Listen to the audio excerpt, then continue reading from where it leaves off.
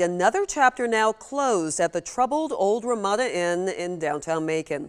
A federal judge this week dismissed a bankruptcy filing filed by the hotel's owner. Anthony Montalto explains what happened as you hear some of the audio from inside the courtroom.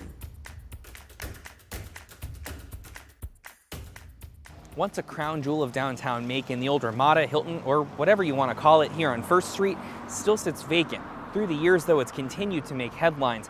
Most recent, its owner, Ruby Sangha, had his bankruptcy filing dismissed by a federal judge this week.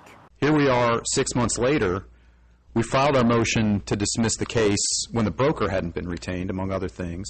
January to June. That was the timeline for Ruby Sangha's bankruptcy filing before Judge Mark Treadwell dismissed it Wednesday.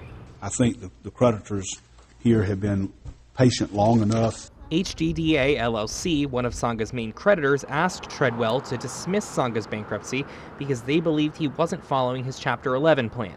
Treadwell approved that plan early this year, requiring Sangha to hire an approved broker within 10 days and sell the property within 90. They say Sangha didn't appoint a broker in time, but his lawyer, Chris Terry, says they did eventually. We hired or engaged Marcus Milledgeville on February 25th. And they have since been marketing the property. They've put together marketing materials. They've got it on the website. 13 WMAZ spoke with the company in April when broker Robert Hunter told us 40 or 50 potential buyers were interested. Today, though, Marcus and Millichap doesn't have it on the website.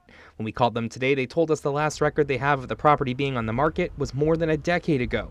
Regardless, Treadwell determined Sangha violated the Chapter 11 plan since he didn't hire the broker within the allotted time. And it's time to put an end to this one. So the motion to dismiss is granted. Sangha's lawyer did not return my phone calls, but Wednesday he told 13 WMAZ that he would have to go back to the drawing board with his client and figure out what comes next. The number I had for Sangha was disconnected. In Macon, Anthony Montalto, 13 WMAZ News.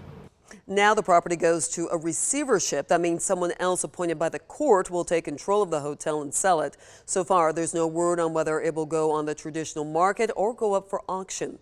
This afternoon, we asked Mayor Lester Miller if the county could step in and buy the property.